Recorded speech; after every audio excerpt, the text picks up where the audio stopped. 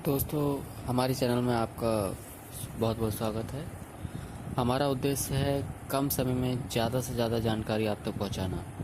ऐसी जानकारियां आपको देना जिससे आपका फ़ायदा हो, जिससे आपको किसी न किसी प्रकार से लाभ प्राप्त हो सके, वो भी कम समय में। तो चलिए शुरू करते हैं आज का वीडियो। आज हम आपको बताने जा रहे हैं आपके मंदिर से जुड़ी हुई कुछ विशेष बातें।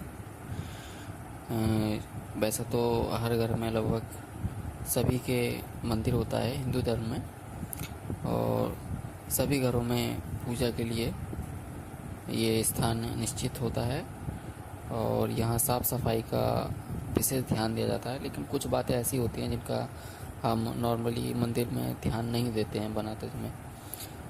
सुबह शाम भगवान की पूजा की जाती है, और अगर हम सभी चीज़ों का ध्यान रखते हैं तो इसके हमें बहुत ही अच्छे परिणाम मिलते हैं अपनी ज़िंदगी में।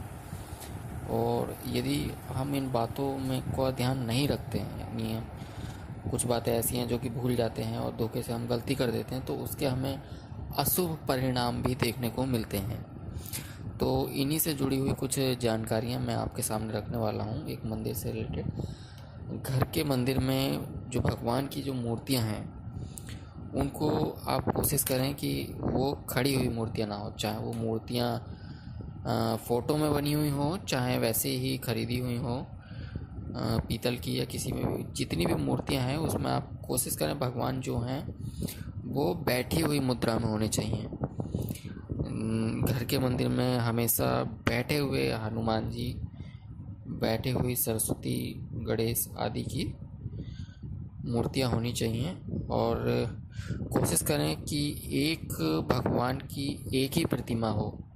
जैसे कि अगर आप हनुमान जी की कोई मूर्ति लगा रहे हैं तो मंदिर में केवल हनुमान जी की एक ही प्रतिमा हो। और राधा कृष्ण की अगर आप मूर्ति रख रहे हैं अपने मंदिर में तो उन पे आप ध्यान रखिए कि राधा कृष्ण को कभी भी अलग अलग मत रखिए। ऐसा ना हो कि आपने एक राधा ले ली है, एक कृष्ण ले लिए हैं, छोटी छोटी मूर्तियों में दोनों को अलग अलग रखा है। नहीं, ज़्यादातर क्या होता है, राधा और कृष्ण की मूर्तियों को साथ में रखना चाहिए हमें। इससे हमारा जो भाग्य है वो अच्छा रहेगा। अगर हम ऐसा नहीं करते हैं तो हमारे परिवार में जो मन मुटाव है वो रहेगा, लड़ाई झगड़े रहेंगे अगर राधा और कृष्ण की मूर्तियों को हम अलग अलग कर देते हैं तो। इसी के बारे में मैं थोड़ा सा और बताना चाहूँगा। पूजा स्थल के आसपास अग्नि संबंधी उपकरण मतलब जैसे कि हो गया हमारा इन्वर्टर हो गया, या विद्युत मोटर हो गया, या और भी कोई मोटर से जुड़ी हुई इलेक्ट्रिक से जुड़ी हुई कोई भी उपकरण पूजा स्थल पर आसपास ना रखें। इस चीज़ का विशेष ध्यान रखेंगे। और इसके अलावा पूजा करने वाले का मुंह जो होता है वो ज़्यादातर पश्चिम में रखना शुभ माना जाता है। जो पूजा करने वाला व्यक्ति है वो पश्चिम दिशा की तरफ अपना मुख रखे।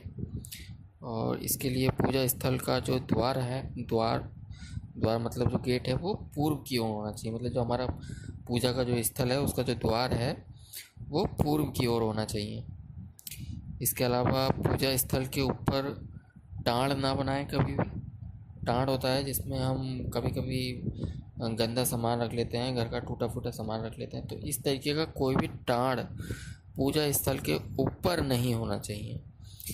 और यदि हो भी थोड़ा बहुत सामान ऊपर रखने का, तो वो जो जगह है वो बिल्कुल साफ़ सुथरी होनी चाहिए। कोई भी गंदा कपड़ा या गंदी वस्तु उस जगह पे मंदिर के ऊपर नहीं होनी चाहिए। इसके अलावा पूजा घर में हमेशा धीमी रोशनी वाले बल्ब का प्रयोग करना चाहिए। उस कमरे में ना तो अंधेरा होना चाहिए और ना ही बहुत ज़्यादा रोशनी होनी चाहिए। और साथ ही साथ उस कमरे में सीलन नहीं होनी चाहिए। जो हमारा मंदिर है जिस कमरे में, उस कमरे में सीलन नहीं होनी चाहिए। इस बात का विशेष ध्यान रखें।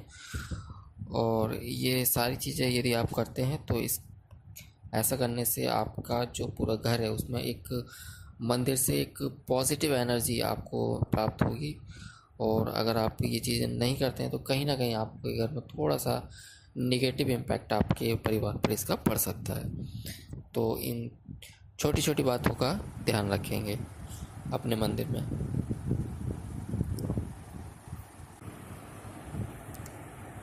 यदि आपको हमारा ये वीडियो अच्छा लगा हो तो वीडियो को लाइक ज़रूर करें।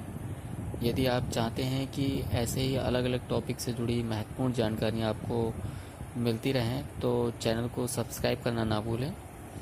और इस इन्फॉर्मेशन को यदि आप किसी और तक पहुंचाना चाहते हैं तो वीडियो को शेयर करें। वीडियो देखने के लिए बहुत बहुत धन्यवाद।